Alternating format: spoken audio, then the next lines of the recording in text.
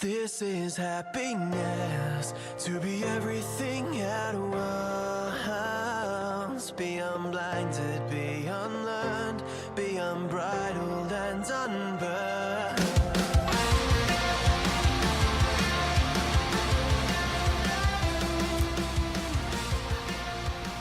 Hey everyone, and welcome back to a brand new episode of Mood Prep. My name is Dave Nixon, and today, which is kind of the start of a new week, if you're up to speed, if not, then that's okay. You'll hear this when you need to hear it, I suppose. But we're going to go and talk a bit about the Warrior Ethos this week, which is actually a small book written by Mr. Steven Pressfield.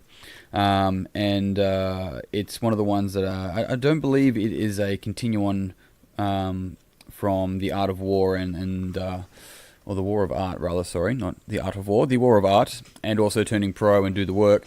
However, it's the same sort of process. It's very small. It's like, how many pages we got here? We've got 79, 89, about 90 pages, and a very, very easy read, very simple read, and I do thoroughly enjoy it. However, if you haven't already, get his book, The War of Art, and start there. You'll enjoy it, I'm sure. Either way, we're going to pull a few things apart from here that I really enjoyed about this book, and sort of see where it goes. And one of the first things that caught my mind, which was on page 11, and he finishes off this passage saying, "The god who ruled the battlefield was Phobos Fear," and which effectively saying that Phobos is a Greek word for fear, but it's a little bit more than that. It's not just a Greek word for fear.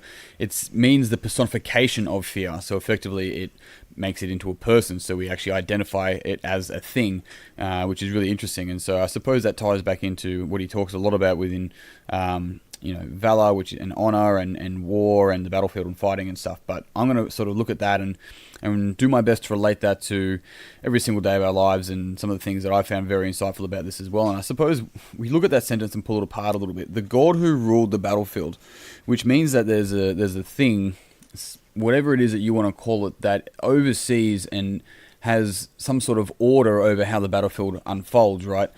And it's Phobos, it's fear. So it's fear as a person. And this is what's really interesting about fear, is that fear is always about the future, right? We can't be fearful about the past. We can get the past and then project it into the future and then be fearful of that, which is very unresourceful, but that's a whole nother conversation. And that's often what people do and they get anxious about it, right? But the thing about that is that it's saying that fear, I can't remember the quote or who it was. I've said it a couple of times before. I should suss that out. But the quote goes, "We suffer more in imagination than we do in reality." And what they're referring to is basically thinking about the things that are going to happen in the future, and you're projecting an assumption, a presumption, and then you're responding, having this somatic, emotional, in-body response about something in the future that probably will never happen. And this is a whole idea. This gives a little bit more depth behind the acronym for fear, which is fear is false evidence appearing real. And I think it was Les Brown that I first heard say that, and it's like, okay, that's nice. It's sort of kind of makes sense. But I think what's more powerful about it now is understanding that it actually is false evidence. It's like it's it's appearing real, which means if you look at that once again, it's false, so it's not actually true, so it's not occurring. It might, but the chances of it is very, very low, potentially. Evidence, which is we're making it like this is the truth. This is evidence to my cause that I'm building and constructing in mind.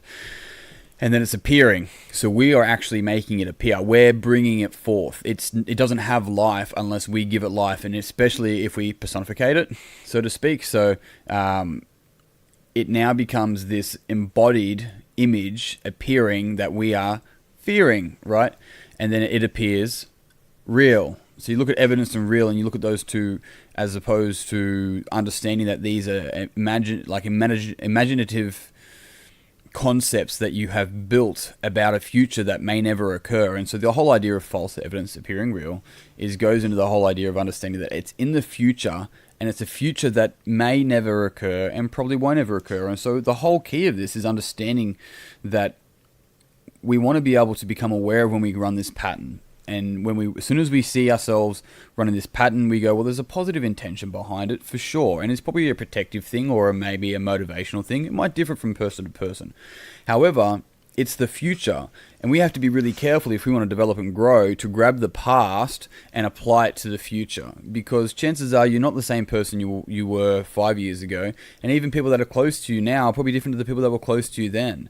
And so what's really crucial is to understand that the future will unfold.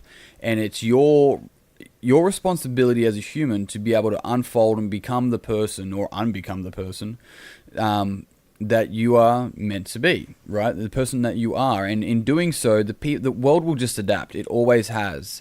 And when we can sort of step back and have this global integrated approach and view and understand that it's just a normal growth pattern, rather than getting caught up in the little nuances that you're building and seeing within your day-to-day operations, we start to really believe within ourselves to know that we will be okay, and we can trust ourselves to deal with reality as it arises, not building a worst case scenario program before it arises and then responding to it and becoming stressful about something that may never happen. And I'm sure we've all done it before. I know I have, and you sort of stressed out, and I've stressed out, and then it never occurs, and then you kind of feel a bit silly. And if you're a bit too proud, then you won't say sorry, and then there's a mistake as well. And so it's interesting looking at all this and understanding how much that, if you go back to the statement that Steven Pressfield made, it's the Lord of the battlefield, the God who ruled the battlefield, right?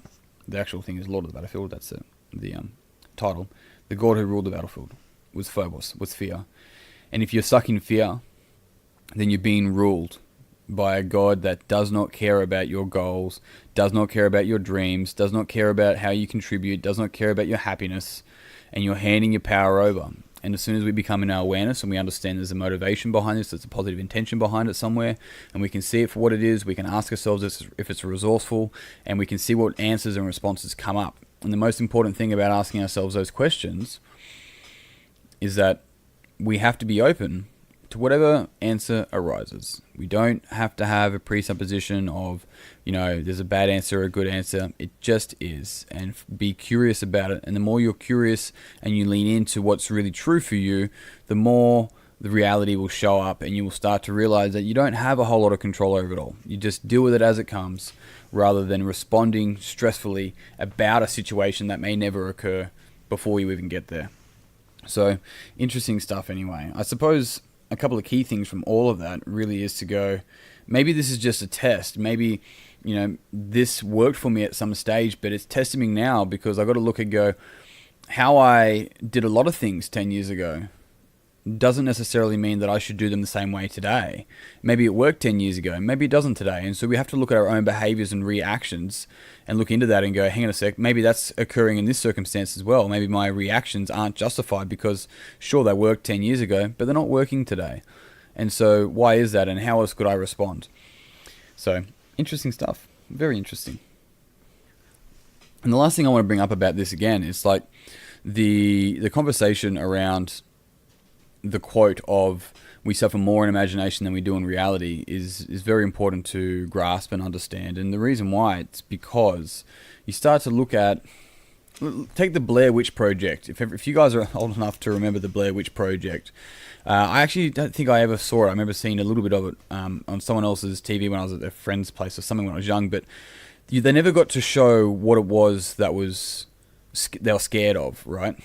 They never got to show that. And so this is the same thing people do with advertising movies a lot of the time, or advertising even like the shorts for the news coming up, like a current affair, is that they'll tell a bit of the story, but they won't tell the part that's most horrific or show it fully or show a face. And the Blair Witch Project, you never got to see. So reason why it was so fucking scary for everyone watching it is because they're creating this monster in their mind that would scare them, because the people that are producing it are consciously making a decision not to show whatever the inverted commas monster is. And what happens is now every single person watching that is going to create their own phobia, their own fear. They're going to personificate it. Is that the right word? Personify it. It's too many words. They're going to make it into a phobia of some sort and bring it forward. I think that's actually, correct me if I'm wrong, the movie It does the same thing, and they just use clowns as the example. But it's so powerful because to make a horror movie that way is so intelligent, because they're hiding and then what the actual monster is. So the person creates the monster themselves. So everyone's scared as fucking shitless. Interesting stuff. So the biggest takeaway from here is to be able to look at it and go, how often am I actually projecting a future that may never occur, and then in reality not trusting myself in the moment to deal with it as it arises? And what can I do about that? Team, I'm out. Thank you very much for listening to this podcast. If you found it beneficial, it would mean the world to me if you would pass it on to someone else that you think would also find it beneficial. Come and continue this conversation in the Mood Prep Online group on Facebook. Check it out in my memberships group on davenixon.com.au/memberships. Got a few more details about there, how to sign up and how to get started. If you're a PT or a coach or an athlete, also check out the Coaches Circle. I'd love to set up a chat with you. Otherwise, team, until tomorrow, peace and pizza, kick today in the dick, slay the dragon. I'll see you soon. Everything at once, be unblinded, be unlearned, be unbridled and unlearned.